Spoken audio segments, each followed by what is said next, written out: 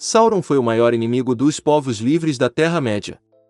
Tentou conquistar todos da Terra-média, forjou um anel para exercer a sua vontade sobre os outros, mas no fim, foi um instrumento para a sua própria derrota. Conheça hoje a história do maior inimigo da Terra-média. Aproveite e se inscreva no canal, deixe o seu like e veja na descrição os links para a compra dos livros do universo de Tolkien.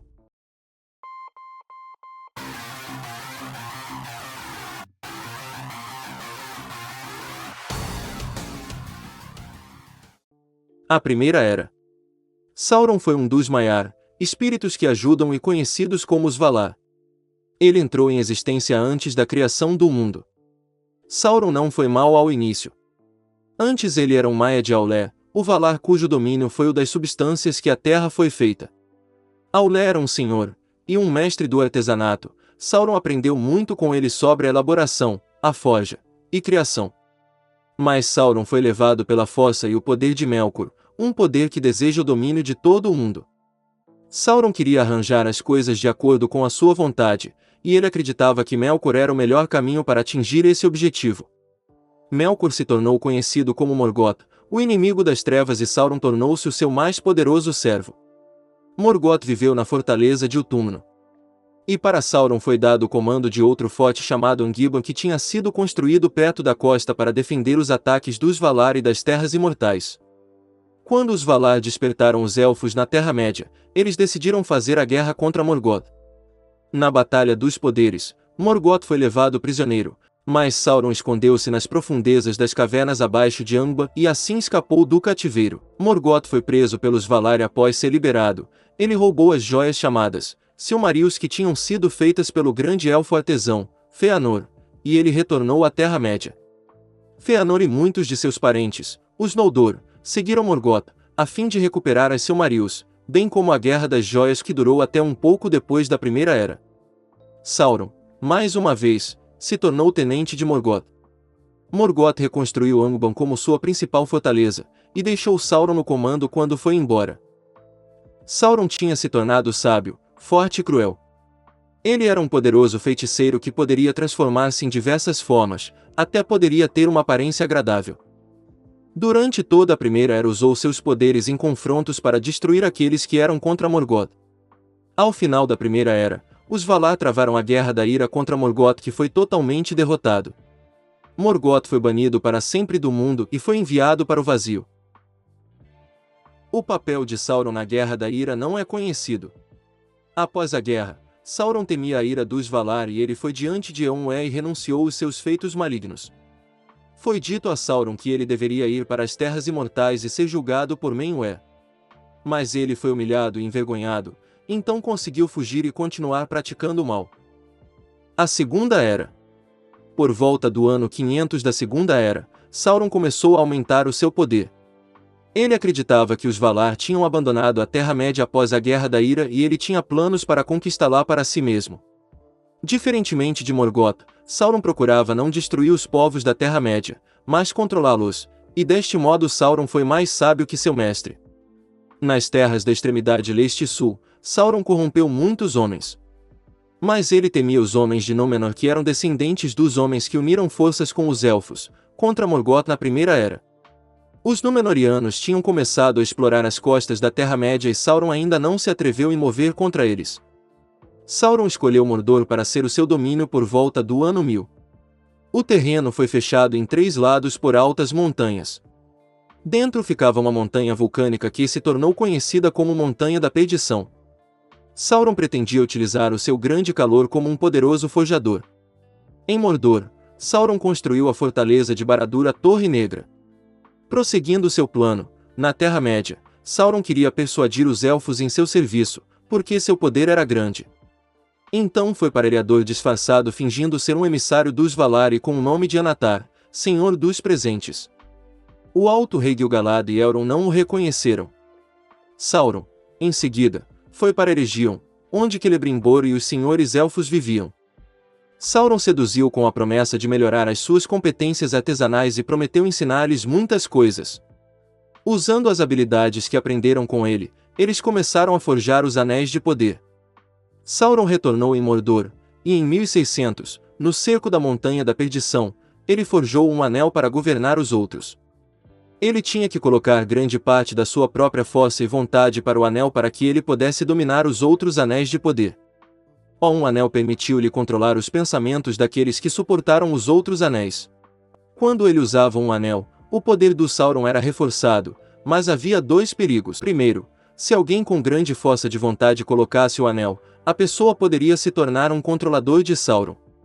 Em segundo lugar, se o anel fosse destruído, Sauron também seria destruído, porque deixariam de ter energia suficiente para manter a sua existência e seria reduzido a nada mais do que uma sombra. Mas Sauron não poderia conceber que alguém iria tentar destruir o anel, e ele sabia que ninguém, nem mesmo ele próprio, teria a força de vontade para fazê-lo. Quando Sauron colocou um anel, os elfos tinham conhecimento dele. Eles perceberam que tinham sido enganados e tomaram os anéis. Os três maiores destes foram Narya, Nenya e Vilya, que Celebrimbor tinha feito sozinho. Assim, eles foram intocados por Sauron, mas eles ainda estavam sujeitos a um anel, de modo que os elfos tiveram que escondê-los. Sauron ficou enfurecido e declarou guerra contra os elfos. Ele invadiu Eriador e lançou um ataque em Eregion. Elrond foi com uma força de Lindon para ajudar os elfos de Eregion, mas eles eram poucos comparados ao exército de Sauron e Eregion foi destruída. Sauron capturou os 9 anéis e torturou Celebrimbor para saber a localização dos 7 anéis, porém os 3 anéis tinham sido enviados para longe e Celebrimbor recusou-se a revelar onde eles estavam. Celebrimbor foi morto por Sauron. Elrond e as forças recuaram em direção ao norte, o exército de Sauron marchou sobre Eriador.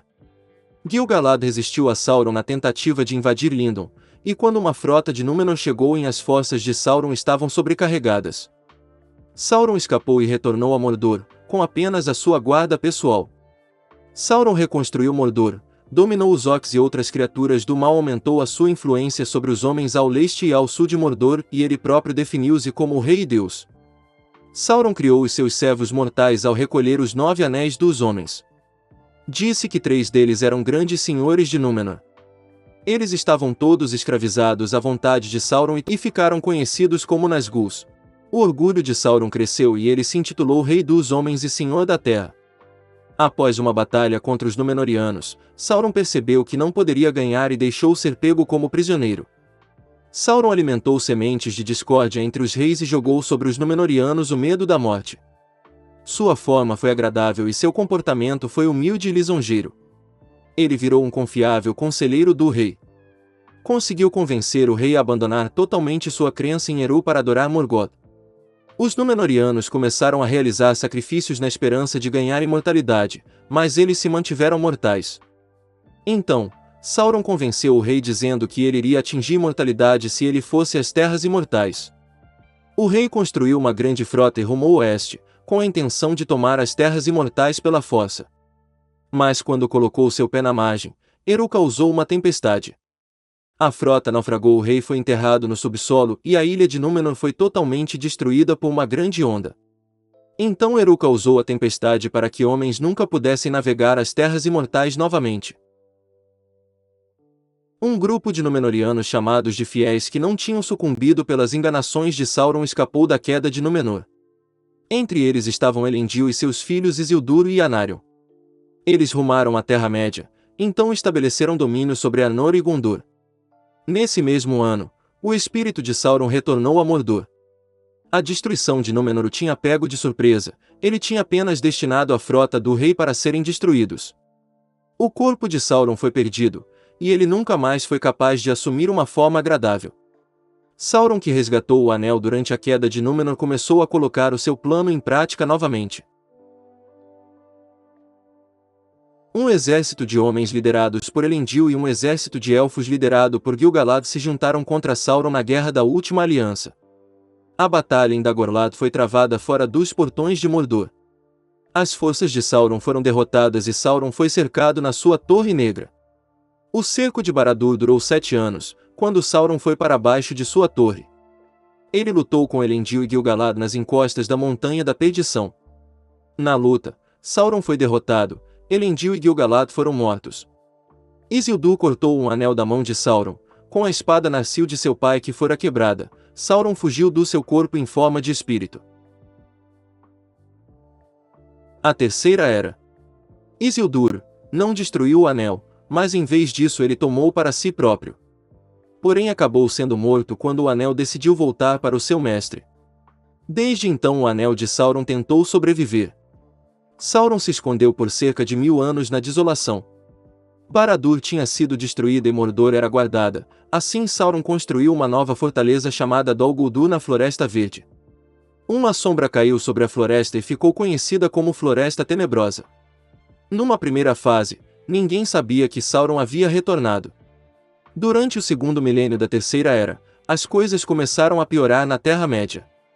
Orcs infestaram a Montanha Nublada e sob as raízes das montanhas, um Balrog acordou. Gondor e Arnor foram envolvidas por inimigos e doenças. No momento se tornou evidente que uma única vontade estava por trás de tudo. No sul, a grande peste entrou e matou o rei de Gondor. À medida que a população diminuiu, a guarda sobre Mordor começou a relaxar. A peste provavelmente causada por Sauron se espalhou em Eriador e contribuiu para a queda dos Dúnedain do Norte. O rei Arnor de Gondor foi para Minas Morgul em resposta a um desafio do Senhor dos Nazgûl e nunca mais foi visto novamente. Então o regente de Gondor começou a governar Gondor na ausência do rei. Para recuperar o seu pleno poder, Sauron precisava encontrar um anel. Sauron ficou preparado para um ataque planejado pelo Conselho Branco, então abandonou Dol Guldur e retornou em segredo para Mordor. Sauron declarou o seu retorno em Mordor, e 3 anos mais tarde a Montanha da Perdição explodiu em chamas mais uma vez. Sauron começou a reconstruir sua fortaleza de Barad-dûr e reunir exércitos de guerra e fez uma aliança com Saruman. Gollum foi capturado nos arredores de Mordor e foi levado a Barad-dûr para um interrogatório. Sauron ouviu os nomes Bolseiro e Condado, então permitiu que Gollum escapasse na esperança que a criatura conseguisse levá-lo ao Anel. Os Nazgûl descobriram quem era portador do Anel, Frodo Bolseiro. Mas Frodo escapou e fugiu para Valfenda com a ajuda da Sociedade e dos Elfos. Sauron sabia que 2 hobbits tinham sido rumados em direção a Isengard. Quando Pippin olhou para o Palantir, Sauron o viu e confundiu com o portador do Anel. Na manhã seguinte, Aragorn confrontou Sauron com o Palantir e revelou que ele era o herdeiro de Isildur. Aragorn mostrou a Sauron que a espada que tinha cortado o anel de sua mão tinha sido reforjada. Sauron foi preenchido com dúvidas e ele temia Aragorn, usando um anel. Sauron pensou que outras pessoas poderiam competir com Aragorn para ter o controle do anel, mas ocorreu a ele que ninguém iria tentar destruir o anel. Assim, enquanto Frodo se aproximava de Mordor na busca para lançar o anel nas chamas da Montanha da Perdição, a atenção de Sauron era voltada para a guerra em Gondor. O exército de Sauron perdeu, mas era apenas uma pequena parte de todo o seu exército. Apesar deste fato, os capitães do Oeste decidiram ir ao Portão Negro, para atrair a atenção de Sauron.